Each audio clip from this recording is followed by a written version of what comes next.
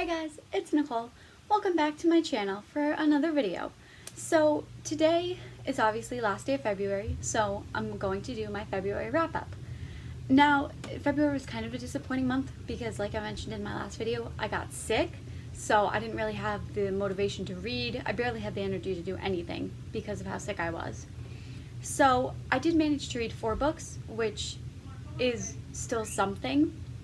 It's not, perfect. It's not exactly what I wanted to read because I wanted to read a lot more books, but I did get to read 4, and they were all books I hadn't read before, so that was an accomplishment enough for me. So let's get right into the video. The first 3 books I have are the last 3 books in the Never Girl series, 10, 11, and 12. The first one, On the Trail, second one, Into the Waves, and the third one, In the Game. Now, these books all follow 4 girls, Mia, Lainey, Kate, and Gabby. And these 4 girls, they hang out with fairies and they go to Neverland and they try and help each other with getting over problems, with anything. So, the first book, On the Trail, is a fairy goes missing. So the girls have to track that specific fairy down to make sure she isn't hurt or in trouble. So that's basically what happens in this book. You can't really give too much about these books because you could end up spoiling them.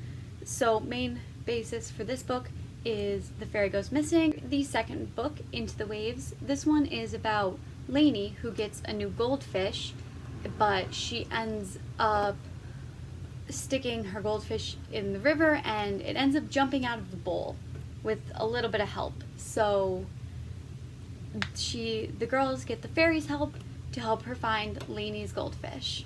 And for the third book, this follows mainly Kate, who has an important soccer game tomorrow, and she realizes while she's preparing for the game that she's playing with fairy dust on her.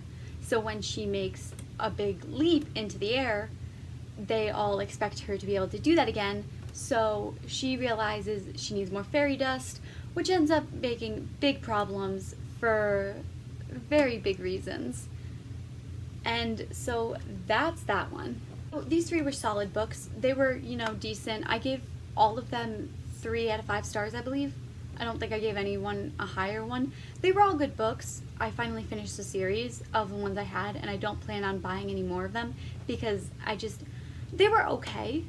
I feel like if I was a little bit younger, I might have enjoyed them more, but I do love fairies, and I've always loved Neverland and Tinkerbell and all that fun stuff.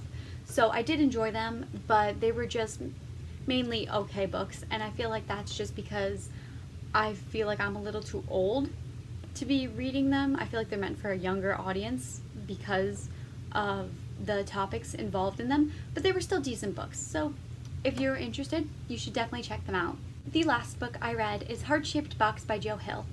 Now, this was probably my favorite book that I've read, maybe not since the year started, because I did enjoy the Chris Colfer books I read last month. But this was definitely a solid read. It gave me chills. It's a very thrilling book.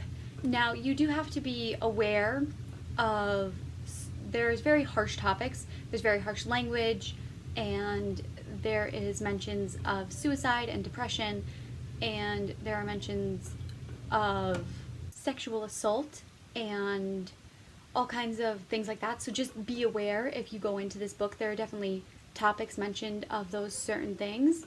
So it's just something to be aware of if you're sensitive to those topics or don't want to read about those topics.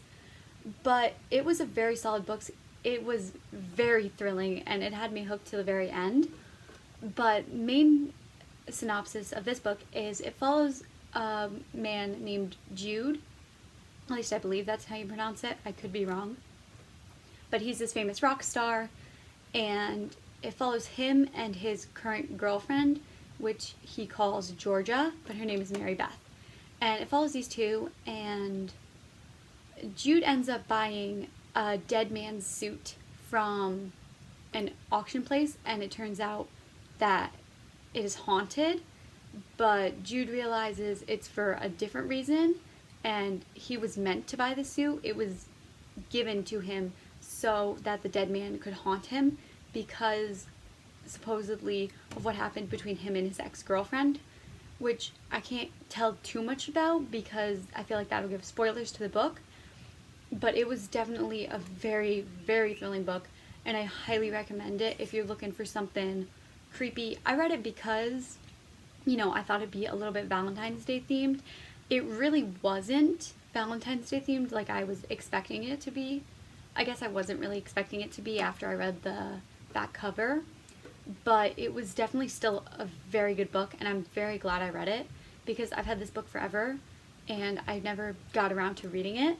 But I definitely really enjoyed this book, and if you're looking for something spooky, thrilling, exciting, we'll have you guessing till the very end about what's going to happen and what happens, you'll definitely really enjoy this book.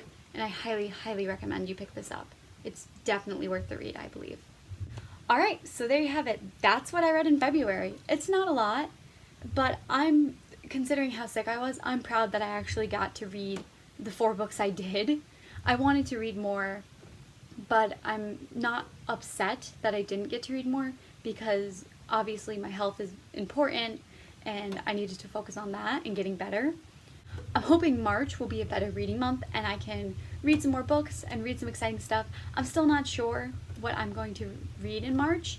It's probably going to be kind of crazy all over the place, but you guys will see that video tomorrow. So stay tuned for that. Thank you guys so much for watching, and I'll see you guys tomorrow. Bye!